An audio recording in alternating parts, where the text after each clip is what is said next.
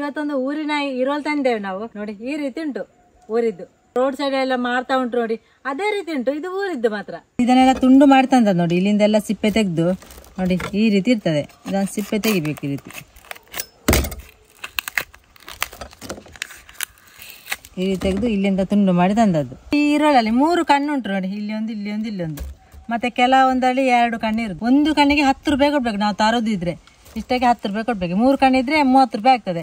2 ಕಣ್ಣಿದ್ರೆ 20 ರೂಪಾಯಿ. ಇದು ಮಾತ್ರ ನಮಗೆ ಫ್ರೀ ಕೊಟ್ಟದ್ದು, ಅಂದ್ರೆ ಒಬ್ಬರ ಮನೆಯಿಂದ ತಂದದ್ದು ಇದು. ಈ ಕಣ್ಣನ್ನುಂಟಲ್ಲ ಈ ರೀತಿ ತೆಗಿಬೇಕು ನೋಡಿ. ಎಷ್ಟು ಸುಲಭವಾಗಿ ಬಂತು ನೋಡಿ. ಇದು 2 ಕಣ್ಣು, ಇದರಲ್ಲಿ 3 ಕಣ್ಣು ಉಂಟು.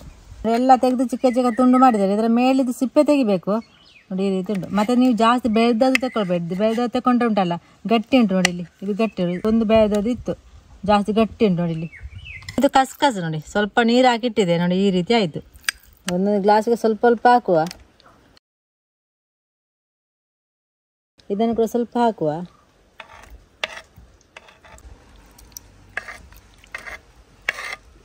ಸ್ವಲ್ಪ ಸಕ್ಕರೆ ಹುಡಿ ಹಾಕುವ. ಇದರ ಬದಲು ಸಕ್ಕರೆ ಕೂಡ ಹಾಕ್ಬೋದು. ಕೋಲ್ಡ್ ನೀರು ಹಾಕಿದ್ರೆ ಆಯ್ತು. ಕೋಲ್ಡ್ ಹಾಕದೆ ಕೂಡ ಕುಡಿಲಿಕ್ಕೆ ಆಗ್ತದೆ ನೋಡಿ. ಇದಕ್ಕೆ ಸಕ್ಕರೆ ಹಾಕಲಿಲ್ಲ. ಇದು ನೀರು ಸ್ವಲ್ಪ ಕೋಲ್ಡ್ ಇಟ್ಟು ಅಂದದ್ದು, ಅಂದರೆ ತಣ್ಣೀರಲ್ಲ ಇದು, ಕುದಿಸಿ ಆರಿಸಿದ ನೀರನ್ನು ಕೋಲ್ಡ್ ಇಟ್ಟು ಅಂದದ್ದು.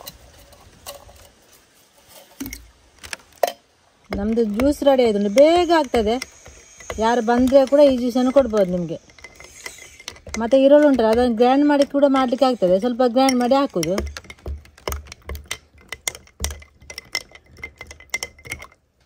ಇದಕ್ಕೆ ಸಕ್ಕರೆ ಹಾಕಲಿಲ್ಲ. ಬೇಕಿದ್ರೆ ಸ್ವಲ್ಪ ನಿಂಬೆ ರಸ ಕೂಡ ಇದಕ್ಕೆ ಹಾಕ್ಲಿಕ್ಕೆ ಆಗ್ತದೆ. ಇದಕ್ಕೆ ಎಂತ ಹಾಕಲಿಲ್ಲ ನಾನು. ಈರುಳ್ಳಿ ಎಲ್ಲ ಸಿಕ್ಕಿದ್ರೆ ಇದೇ ರೀತಿ ನೀವು ಒಮ್ಮೆ ಮಾಡಿ ನೋಡಿ.